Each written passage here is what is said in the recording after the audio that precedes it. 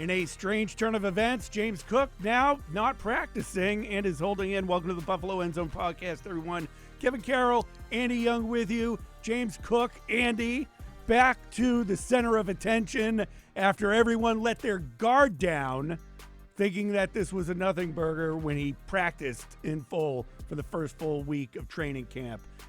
Now he's not. Business related. Yeah. How fast did you say that opening line? I couldn't even understand what you said. You got it out so fast. I was afraid I was going to forget. You are fired up about James Cook today. And yeah, this took a turn that I think most of us were not expecting, because James Cook did participate in mandatory minicamp. Then he did participate in the first 8 practices of training camp. He practiced. He was fine. Everything was good to go. He said he was out here for his teammates, still working on that deal, but said he's confident that he'll get what he deserves either here or someplace else. And he was out there on the field practicing each and every one of those first 8 days. Then we get to Sunday and he's in street clothes and he's riding the exercise bike. And we're thinking, okay, is this a veteran rest day? He wasn't mentioned in the laundry list of injuries just prior to practice on Sunday that Sean McDermott gave out. So did something pop up in that little short period of time? Was he having a vet rest day? And we don't hear anything. And then after practice, the Bills aren't saying anything. No update on his status that they typically give. And then he tells Elena Getzenberg of ESPN.com and Catherine Fitzgerald of the Buffalo News that it's business when they asked him why he was not practicing, why he was in street clothes. Is he going to hold in? And he just repeated the line, business. It's all about business. And so that means that we're in a hold-in situation of some kind dealing with James Cook as he looks for a new contract. He wants to be paid among the best running backs in the league, if not the best. And the Bills clearly at this point aren't willing to go there with him. And here we are. It's kind of a strange circumstance to start a hold-in after you've already been practicing, but maybe something went awry with the negotiations or the conversations. Maybe it's because Hard Knocks is coming up and he wants to draw some more attention to himself. I'm not sure exactly how this all played out for James Cook, but here we are, and it's taken over camp. It was injuries. That's all we talked about, and that's still a big story. But now James Cook's situation is the biggest headline at camp. You know, I think the podcast we did, Andy, after the first day of training camp, we were like, barring injury or something like that, James Cook is there. He's practicing. So that contract story is probably something we won't really visit until at the end of the season, or if something came up, which I thought maybe something would pop up around this time of year. And I still think it's a possibility before the season gets underway that something does. But it's truly bizarre. Like I've never heard of this.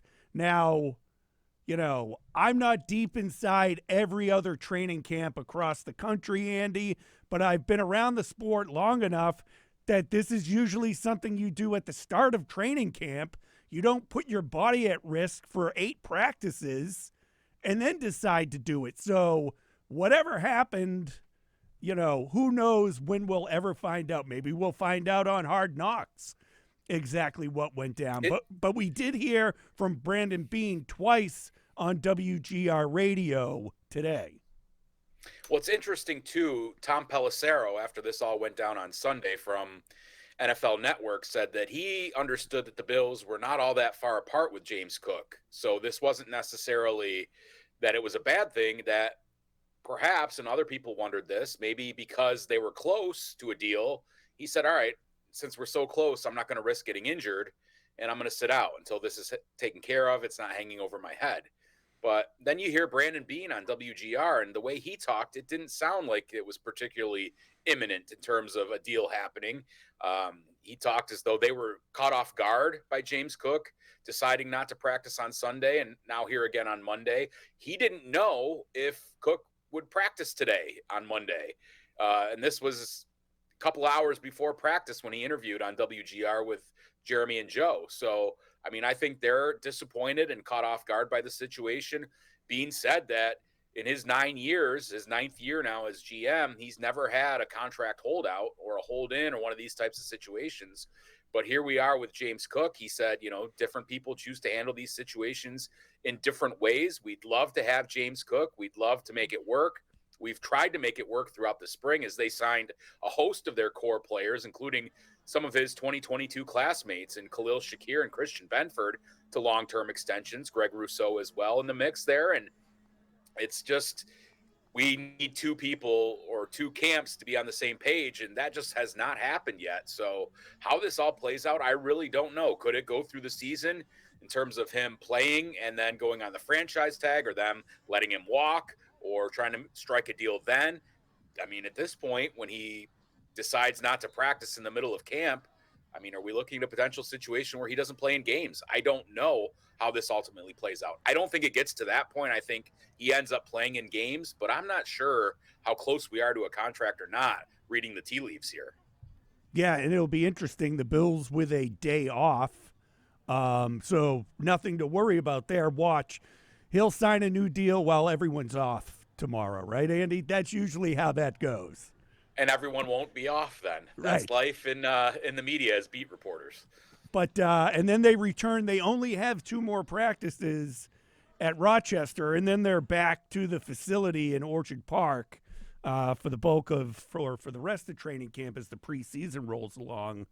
I mean, what do you do? What do you do with James Cook at this point? I mean, I've heard talk among media members, among fans. Do you trade him? I would trade him. I think it's time to trade him. I do. Okay. See what you can get for him.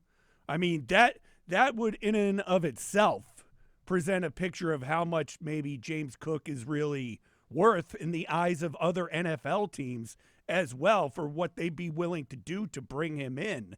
I mean, he had a great season last year, Andy, but again, you look at this stuff and you want to see stuff like that stacked up before you say, I want to be paid like the best running back in the NFL.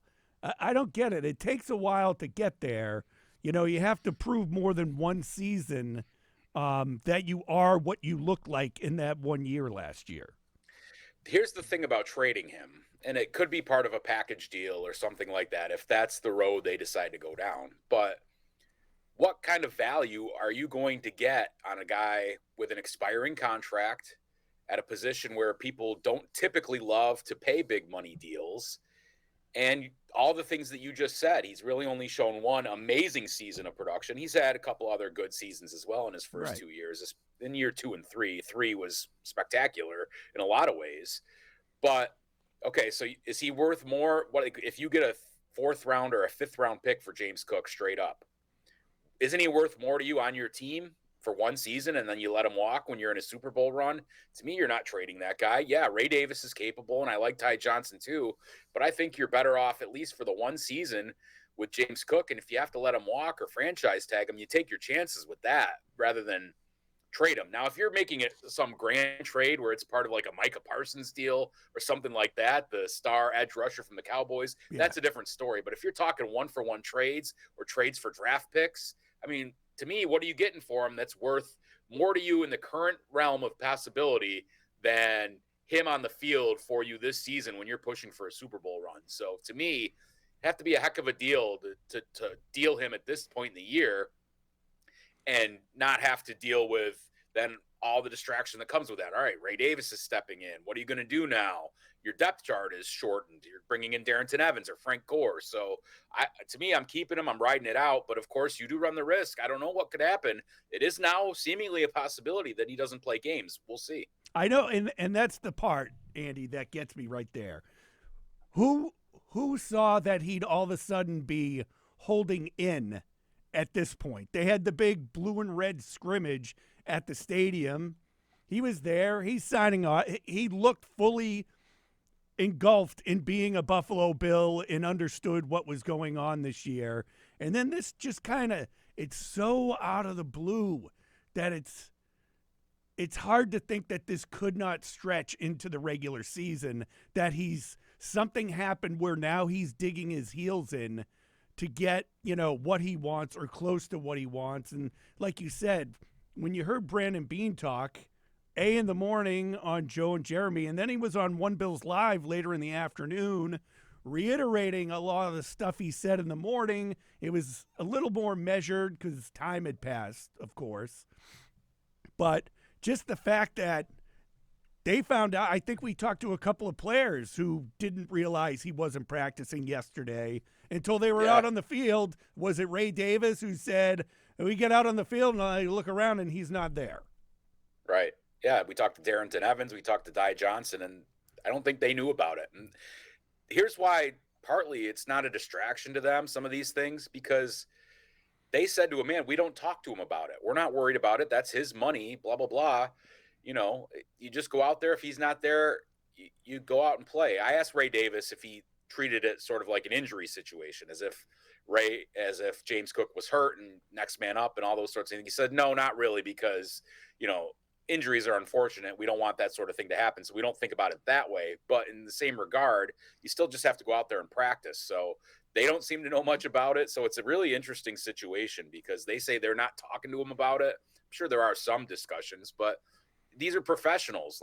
That's like you and I sitting here complaining about our contracts. That does happen from time to time, but we typically don't talk a whole lot about those sorts of things when we have a job to do. Right.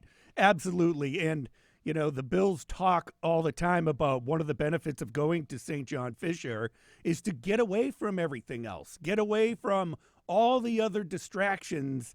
And I guarantee you, Andy, these guys, I'm sure they're friends with James Cook. They know a little more than they're going to let on to the media, but they're not out there to worry about that.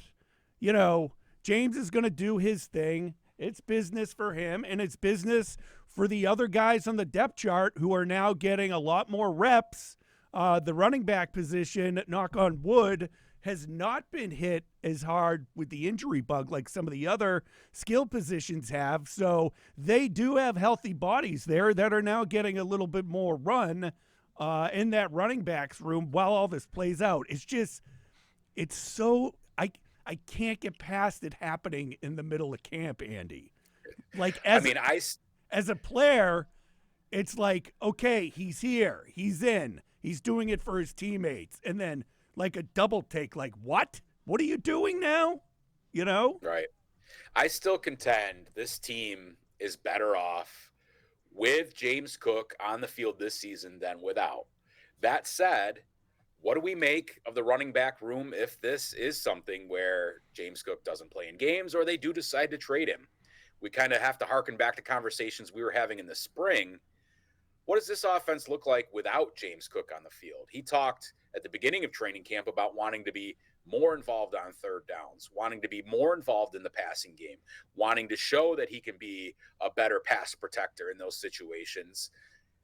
But if they don't have him, what do? Now, he has not been a three-down running back. They've sprinkled in Ray Davis, and they've used Ty Johnson in passing down spots late in games. So, to me, how much changes? Ray Davis showed out fine last season as a rookie, but we didn't get a massive sample size of what he can do. He did some really good things.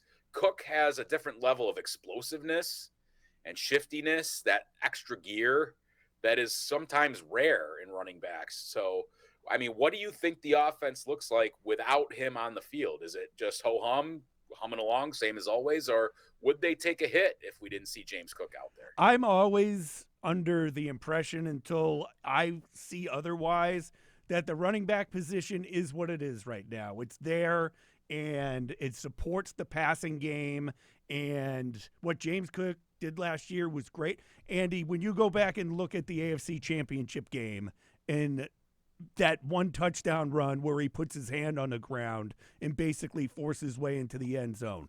There was the long touchdown run where the defensive back was pulling his hair and he pulled away either at Detroit or LA or maybe even against New England. I can't remember which one off the top of my head. I think this offense does look a lot different without James Cook out there.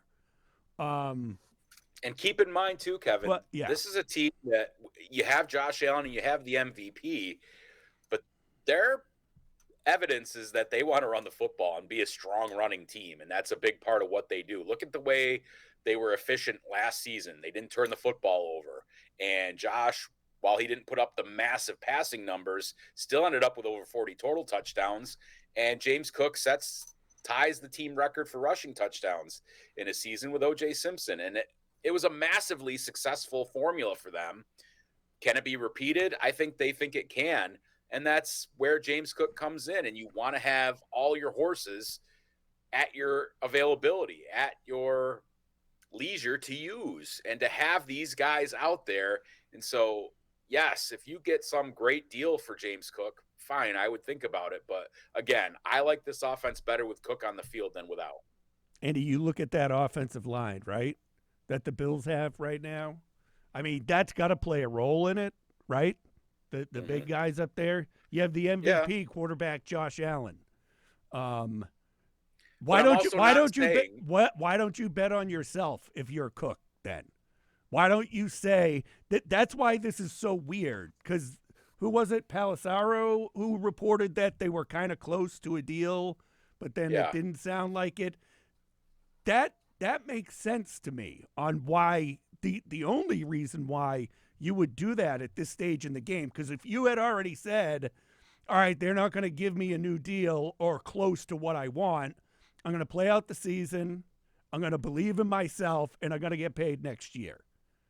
That's why this is weird to me, because to me it's one or the other. Is okay, they're not going to do what I want them to do. I'm going to play out. I'm going to do what I do this year. I'm going to put up the same numbers. I'm going to make my money next year. We're moving on. To me, this says they're not moving on anymore. Something happened. Yeah, I mean, the idea that he was close and they were going to keep him from being injured while the deal gets finished up, that's still in the realm of possibility, but it seems less likely after listening to Brandon Beane today than what we heard from Tom Pelissero yesterday. I mean, did something happen in the course of negotiations, or was this the plan all along? Who knows? To make a big – I mean, what's a bigger story if you want to gain attention for your cause than to do it in the middle of camp, right? There's all kinds of players holding out in the beginning of camp. Touché. Well, why not change the narrative in the middle of camp and go, well, Cook was here and he showed he's here for his teammates, but now, man, he's really serious because something happened. Hard Knocks is coming up. That's an interesting discussion too. Right. Can Hard Knocks turn this around that quick and get this on Tuesday, which is tomorrow night, right? I don't know. I don't think – is episode 1 already out? Is it already done and just waiting to go on the air? I overheard from some Palace intrigue. From some Bills people that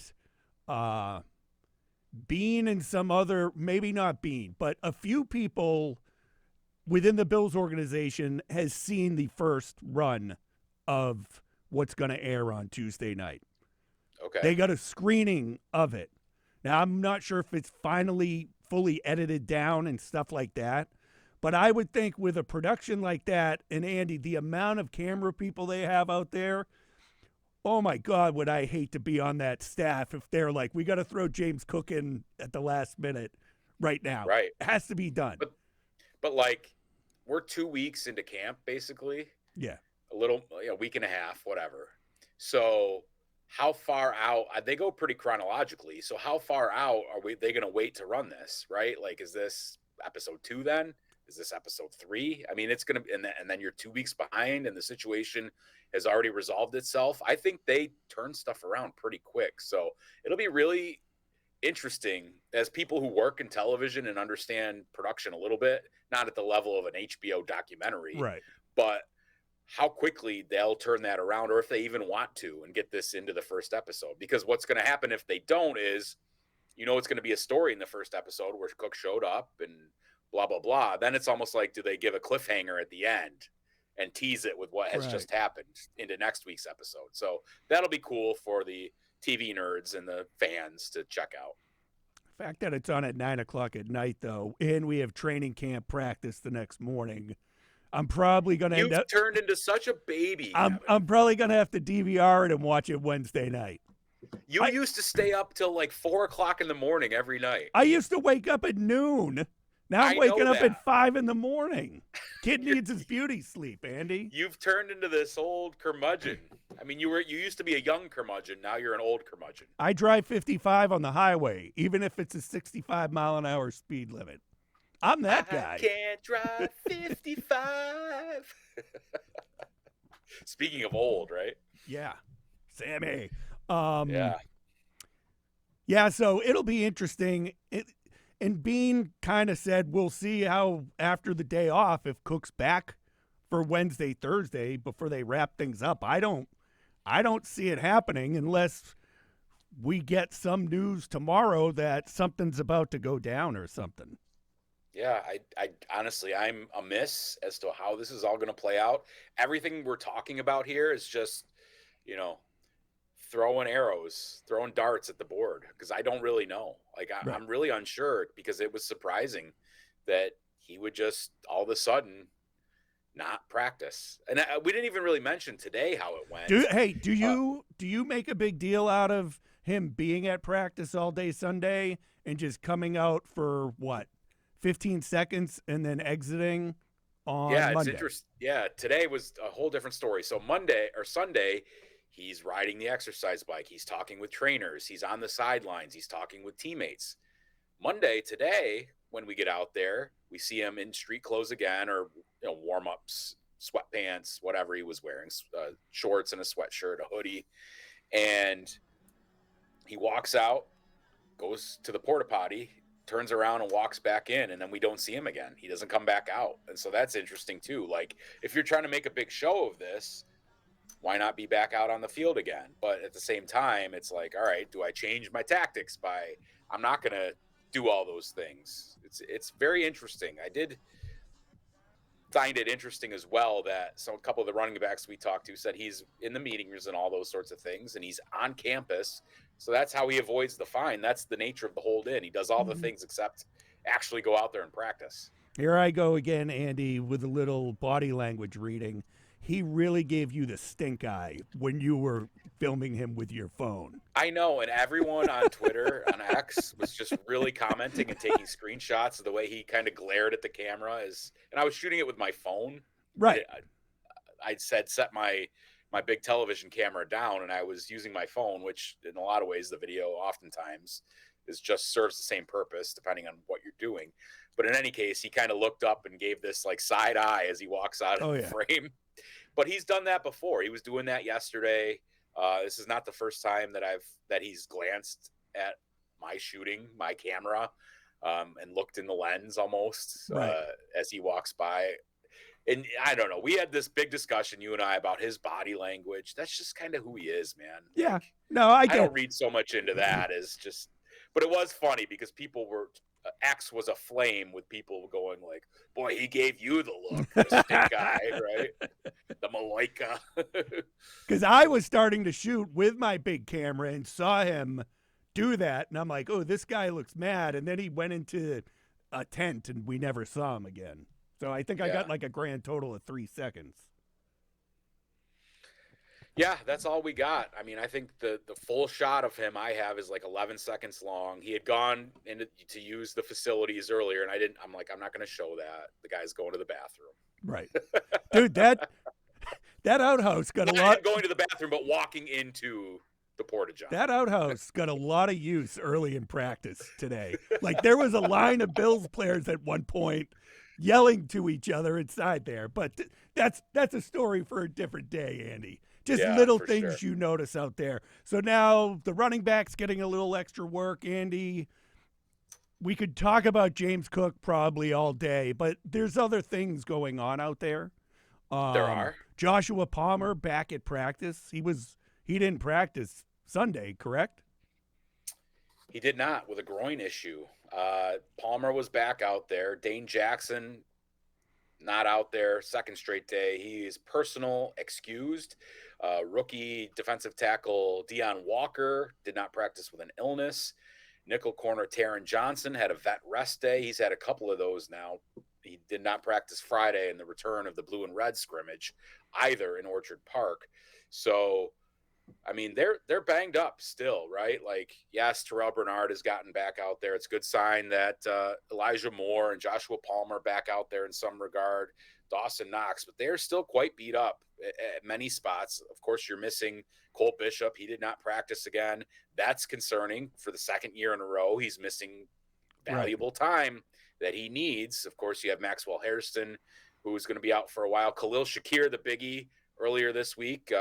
He's week to week now with a high ankle sprain, and that high ankle sprain, man, that could linger weeks, and that puts him in jeopardy of regular season if it doesn't go right, if he can't get back in a few weeks. So they're the kind of the walking wounded right now. It has not been good in that regard at all for the Bills, with guys in and out, and for the offense particularly, host of different receivers, different guys in, different guys out. I don't know. They haven't been on fire offensively, and I think that might be a big reason why.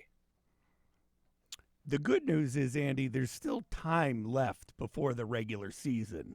However, with all these banged up bodies, you have 3 preseason games, Andy, you've got to get through. And those, while they're preseason, these guys trying to make NFL rosters are going full steam ahead, Andy. And with such a banged up roster the way it is right now, you do need healthy bodies out there to play in these preseason games. Yeah, I mean, you're probably going to get a nice heavy dose of Mike White, maybe a little Mitch Trubisky, some Shane Buechele. They signed an offensive lineman. They brought a few guys in for workouts the other day because you're still looking at Alec Anderson being down. Cedric Van Pran-Granger, concerningly, still has not practiced throughout the course of training camp. Spencer Brown just came back to practice, but he's not doing teamwork yet. So, I mean, they've got to get bodies through this. The wide receiver position, we've talked about that. Linebackers have been banged up. Safety, it's on and on and on. It's kind of an endless list. I mean, the lines are fairly okay. I just gave you a laundry list of guys, but I mean, you look at the receivers, it's a chance for certain guys to shine. Christian Wilkerson that we talked about, Jalen Virgil, KJ Hamler, Stephen Gosnell, Tyrell Shavers, again, having a nice little camp. I thought he was very good today in practice, and Josh Allen looked his way again multiple times. And those guys were getting a lot of run with them taking it easy on Palmer, Shakir not in there, Moore getting some run. But you just got to have next man up mentality, and that's great, right? It's awesome to develop depth, but you also have to develop who you are and your identity with your main players. And that's been mostly concerning because they just can't keep guys out on the field healthy. And then, like you said, just having enough guys to go out there and play a preseason game, it gets problematic. Yeah, it should be interesting, and we'll get more into the preseason game later on in the week after they wrap up at Fisher. But it's good to see Joshua Palmer was back. Like I told you back on last Thursday that it looked like he was dealing with a groin thing. But then he practiced on Friday night at the stadium. I got to be honest with you, I was not surprised he didn't practice on Sunday, but was surprised to see him on the jugs machine walking out towards the field with his shoulder pads and his helmet, and you were there filming him with your phone. Kevin, what? Have you been moonlighting as a physical therapist who specializes in groins? Well, you nailed that one. Well, you could tell by the way it was taped up. Anyone who's played sports knows what they're doing when they're taping up a groin injury, right? Or no? Have you never had a groin injury? Injury. No groin injuries. I've pulled and twisted and broken several things, but hip flexor muscle. I dealt with a hip flexor at one point when I was a sports hernia. And that's what they do. They wrap that up, Andy. Yeah. But, yeah. Okay. You nailed it. Anyways, back to your point in jest. Now I can't remember what I was talking about. You were talking about Joshua Palmer and him be a good sign to see him back out there. Good to see him back there. Elijah Moore dealt with injury early. We talk about Keon Coleman a lot and having this up and down thing. We talked about it Friday night. Do you think him maybe getting extra work in with all these bodies going down and him basically being the lone wide receiver who's been out there all the time, I mean, maybe give him a veteran rest day? Do you think that that's beneficial with the kind of up and down we see from him to maybe get in a better spot going into the season? I don't think they're handling it that way, just the way that practice goes. They're not like saying, all right, you're going to take more and more reps. It's just divided out among the guys that, like, maybe the second and third team guys, the fourth teamers are pushed up a little more, but they still divvy out the reps. So you're not seeing like more Keon Coleman on the field, more of certain people on the field than I think you normally would, because they don't want to chance that either. They don't want to get these guys hurt and banged up. Yeah, more reps typically helps, and Keon has been super up and down, inconsistent. We've seen great moments like we talked about at the tail end of the blue and red scrimmage, where he goes up and he makes 3 straight like good catches on deep balls along the sidelines, one of them for a touchdown. One of them earlier on the sideline was against Christian Benford. But then earlier in that practice, he had a couple of drops, and I think that's the roller coaster we've been riding with him. Some really good days and some good things in those days and some not so good. So, I mean, the more work he gets probably is a good thing, just to continue to develop and build that rapport with Josh and just figure out who he is as an NFL receiver. Yeah, absolutely. Okay, here we go, Andy. Training camp just about to wrap up the St. John Fisher portion of training camp, and then everything shifts back. We got a couple of days left at St. John Fisher University, and then the first preseason game coming up just ahead. And, of course, Andy, we'll get more into this later, but the Giants in a way different situation than the Bills are right now as we get ready for this first game. Early out, we know Sean McDermott will say it probably Thursday when he meets with the media. I don't see Josh Allen playing much, if at all, this summer. Yeah, and I have had a hard time getting a read on how McDermott likes to handle it. Sometimes Allen has played in the first game a series or two, and then we saw him play in the third game last season, right? I think that was last season. I mean, we've seen a mix of how he handles things, and maybe that's just him evolving with how his team looks or new information about, sports management and how to deal with people's bodies and things like that, or just the nature of what they're doing on the field. So I have a hard time understanding how they want to always handle it. In the past, sometimes they've been extra cautious. Other times they've been like, we need the work. So we'll see how that all works out come Thursday, or come Saturday, rather. Saturday evening game. All right. Have you seen Happy Gilmore 2 yet? No, of course not. You've been busy. I still have not, but I did make the trek back to Buffalo from Fisher unexpectedly Sunday night because my son really wanted me to watch the second night of SummerSlam with him. Nice. And so when I told him Sunday morning that, or maybe even was Saturday night, that I wasn't going to be home, he kind of almost burst into tears because he just loves to tell me about wrestling and watch it with me. It's kind of our thing. So I surprised him. Nice. I called him because we had this plan where I was going to call him and I was going to watch it here at Fisher on my phone or on the computer. He was going to watch it at home and we could FaceTime and talk about it as it was happening. So I called him right before, like 10, 15 minutes before it started. And then I walked into the house as I was talking to him. And then he's sitting in the bedroom watching the TV and he's like, oh, Dad, you're home. So that was cool. Got to enjoy that. So that's what I'm watching was SummerSlam. Father of the Year, Andy Young, right there with a nice surprise to watch a little wrestling. Andy, we will regroup and come back at the end of the week on Thursday evening when the Bills take off from St. John Fisher, head back to Buffalo. Anything to add before we go? No, just make sure if you're watching this or listening that you like, comment, subscribe, share it. Tell your friends. Buffalo End Zone is the shiz. Tell your enemies as well. Doesn't hurt. Yes. Every bit helps. As always, thanks for joining us, everybody.